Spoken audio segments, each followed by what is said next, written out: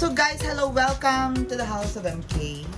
Magluluto tayo ngayon and of course, medyo hindi marunong magluto ang mga kasama natin. Tuturuan natin silang magluto. Magluluto tayo ng adobong gulay with pork, of course. Ayan, hold on. So of course, dito sa House of MK, kailangan meron tayong disiplina. Okay, very good. At yung mga mas nakakabata nating mga kasama sa bahay ay kailangan nating turuan, diba? Yun naman ang kailangan nating gampanan. We have a role in the society. And definitely, to have a better society, the more matured individuals should be responsible in teaching the children for a brighter future. Charis! Kaya ba? Okay na ito. So, eto na guys. Tignan na natin ang ginagawa nila. Okay. Kuha ka ng oil. Okay, ilalagay mo dito yung parang ganito. Ito, okay na to. Okay. Kasi ito na yung flavor niya. Wag na. Kasi hindi ano yan. Okay, ito. You have your onion. Okay, dalawa. Tapos, ilalagay ka ng sili. Ito, ibalik mo na ito. Ito, tatlo, ibalik mo na. So, labas mo yung toyo natin. So, ayan guys, dahil magluluto tayo. Ayan, gagamit din tayo ng shuka para dyan. Ang gagawin pa natin ay adobong sitaw, bataw. So, meron tayo ditong oyster sauce. Put it there. At lalagyan din natin ng 5 fingers, diba? So, ayan. Kita nyo naman. Yan po si Axel at siya ang nagpre-prepare. Very good. Ito, don't forget this. Balatan mo na ito. Adobong siyaw. Balatan mo na yan. You have this. Okay. Ito, hati-hati. So, there you go. Yan, pati mo lang ganyan. So, yan, diba? Si Jay at si Axel po ang in charge sa pag-prepare ng mga gulay natin. Actually, Axel, pwede mo siyang kamayin if in any case gusto mo mas mabilis ang ginagawa mo. Pwede naman siyang ganito.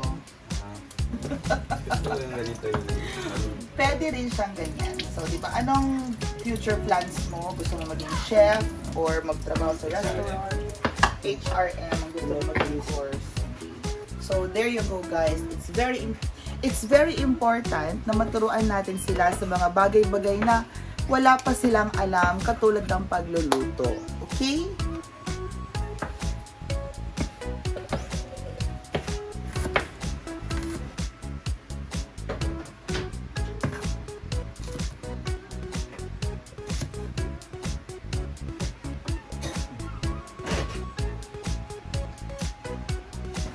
Ayan po, nagluluto po si Mami at saka si, si Haluan at saka si Axel. Walang action. Kailangan may action. Saan action?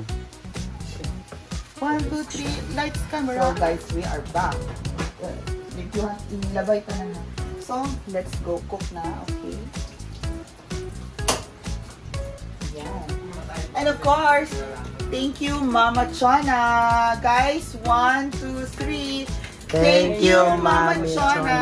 Kasi dahil po sa'yo, may maganda kami oven and stove sa the House of MK.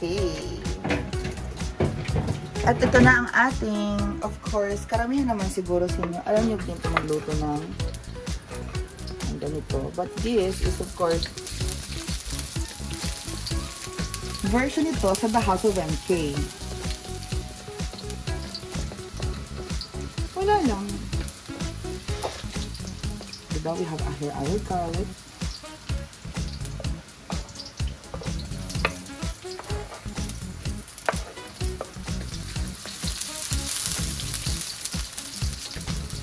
I-ready na natin.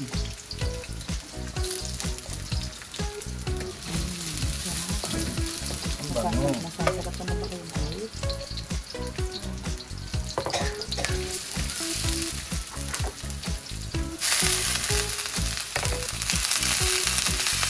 Ang sarap. That's all of course.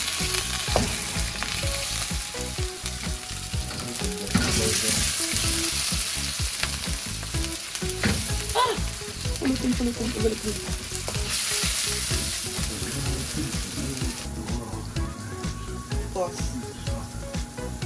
Pause. Okay, and now guys, lagay na natin ating mga 5 fingers. Akala nyo lang madami ang 5 fingers, pero magiging onti lang yan pag naluto.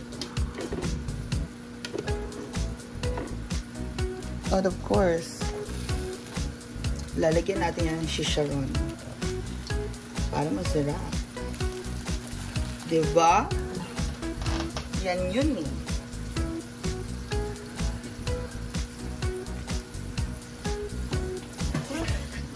Let's cover for now.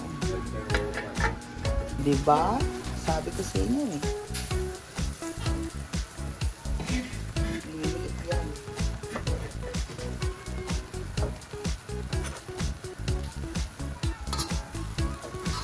That's our version.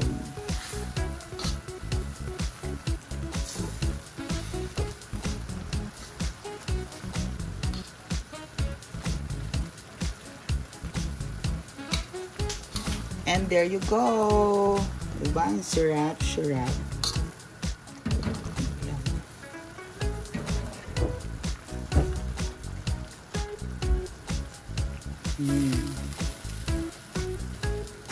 The gulay is so tender now. This is our 5 finger and